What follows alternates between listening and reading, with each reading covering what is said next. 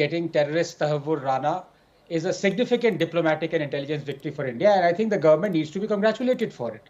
The wounds, Poonam, inflicted by the 26/11 terror attacks have not healed because neither the real masterminds have been punished, nor have those who wittingly or otherwise helped in aiding and abetting the terror. And I choose my words very carefully. And as for the act of terror itself, the real mastermind was not Kasab and his gang, but rather Pakistan that took the excuse of blaming this on non-state actors. And so many in India, I dare say even our government of the time believed them.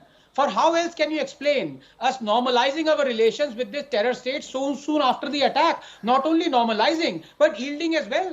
Given our shameful capitulation in the Sharm el-Sheikh agreement a year later, where we allowed the insinuation that we were fomenting trouble in Balochistan. Worse, Air Chief Dhanoa is on record saying that the Indian Air Force wanted to bomb terror hideouts in Pakistan in the wake of 26/11, but was forbidden to do so by the then Prime Minister, late Manmohan Singh. Second, 26/11 was all set to be branded a Hindu terror attack, but one man foiled this devious plan, ASI Tukaram Omble, who captured Kasab alive. Mr. Omble lost his life, but made sure truth was brought out. The Kalava won by color.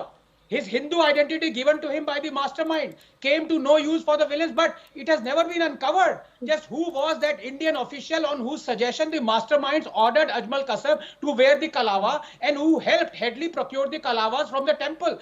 Then there were those Congress leaders, filmmakers, journalists, and intellectuals who relished in propagating the theory that 26/11 was an RSS conspiracy. They have never apologized for it. And as for all those who continue to say terror has no religion, they should listen to the two Muslim hotel guests who said they were spared their lives because they recited the Kalma. And lastly, Poonam, the role of many in the media also cannot be ignored, given that even the Supreme Court came down hard on them for disclosing the locations where the victims are hiding. Hopefully, interrogating these terrorists would give us the answers. But there are so many questions. For example, 30 seconds. Who facilitated easy visa for Rana, given that he was a Pakistani army officer?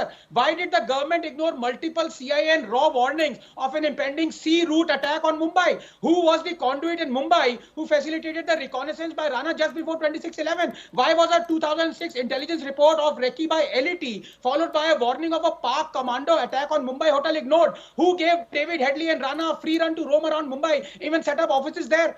26/11, Poonam, remains the deadliest terror attacks on Indian soil.